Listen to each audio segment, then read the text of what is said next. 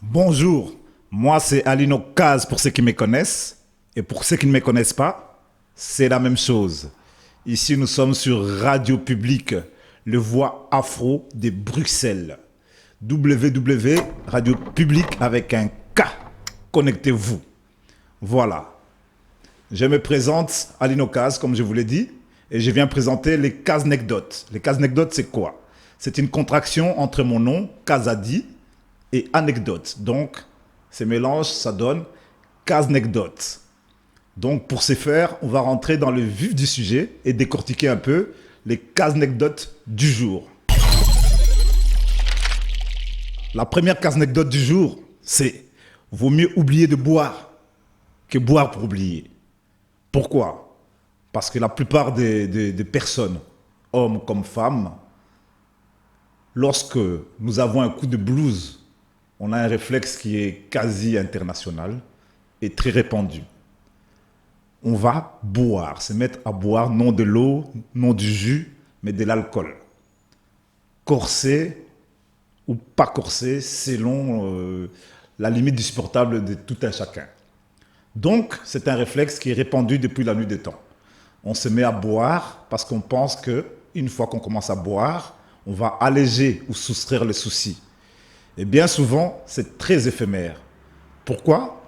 Parce que lorsqu'on se met à boire, qu'est-ce qui se passe? On a un peu d'euphorie pendant le moment où on boit, mais après, une fois qu'on finit de boire, il y a la chute. Ça veut dire qu'on n'oublie pas. On oublie que de manière aléatoire. Et quand on est sous, on est KO, après, il y a la deuxième étape, les dessoulements. Et une fois qu'on revient un peu à la surface, on voit que le problème, non seulement il n'est pas résolu, mais il s'accentue davantage. Donc, boire pour oublier, ce sont des faux clichés ou des fausses solutions. C'est très aléatoire. Vaut mieux oublier de boire. Ça, c'est la première anecdote. La deuxième anecdote, donc Kaznekdote, c'est l'homme est une femme et il ignore, mais la femme est un homme et elle le sait. Qu'est-ce que cela veut dire? Cela veut dire qu'en fait, souvent l'homme renie, fait un déni de sa féminité. Pourquoi? Par rapport au machisme ancestral et par rapport au système patriarcal, en fait, qui a toujours mis la femme au second plan.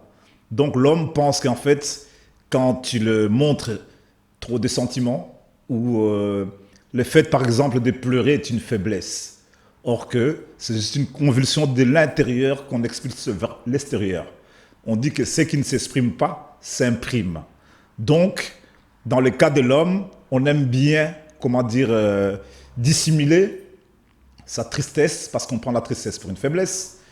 On pense que se comporter comme une femme est une tare, mais non, c'est une force. C'est assumer une partie de nous. Et ça, la femme le manie plus que bien, parce que la femme s'accommode à des tâches d'homme de manière très assumée. Mais l'inverse est souvent moins bien assumé. C'était la deuxième Kaznekdote du jour. Maintenant, la troisième Kaznekdote du jour, c'est on ne peut pas demander à l'âne de faire la cavalcade du cheval. Je vais vous expliquer pourquoi. Je vous répète, on ne peut pas demander à l'âne de faire la cavalcade du cheval. Pourquoi? Parce qu'ils n'ont tout simplement pas les mêmes capacités. Donc, dans la vie des hommes, il faut savoir distinguer les choses selon les limites de tout un chacun. Ça veut dire que si une personne a les aptitudes pour être valet, il sera valet. Il faut le laisser être valet. Il ne peut pas être prince ou roi parce que ce n'est pas ancré dans ses aptitudes de base. Il peut se surmener et conjuguer des efforts, mais s'il est destiné à être valet, il sera valet. Il y a certaines fatalités qui sont immuables.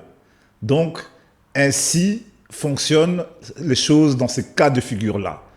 Parce que l'âne a ses fonctions, le cheval a d'autres fonctions. Donc, c'est la Kaznekdote numéro 2 ou 3. Hein, 3? La troisième, voilà. Donc, on fait ce qu'on peut dans la vie et pas ce qu'on veut.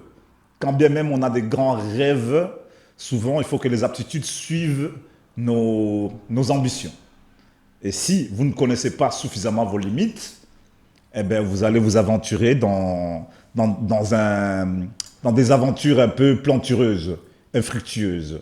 Donc, il faut bien notifier cela. Voilà.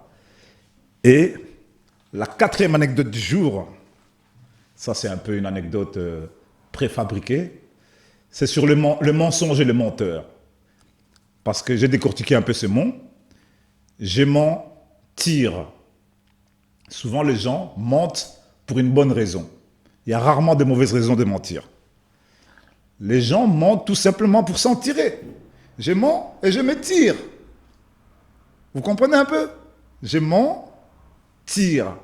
Parce que à partir du moment où vous n'êtes pas vu et pas pris, vous avez la capacité, la faculté de mentir pour vous en tirer. Donc le menteur ment pour s'en tirer. Il ment et il se tire. Dans le même jeu de mots, vous avez le gouvernement. Gouvernement. Quand on décortique le mot gouvernement, il y a ment à la fin. Je gouverne et je mens. C'est pour ça que souvent les politiciens sont très impopulaires.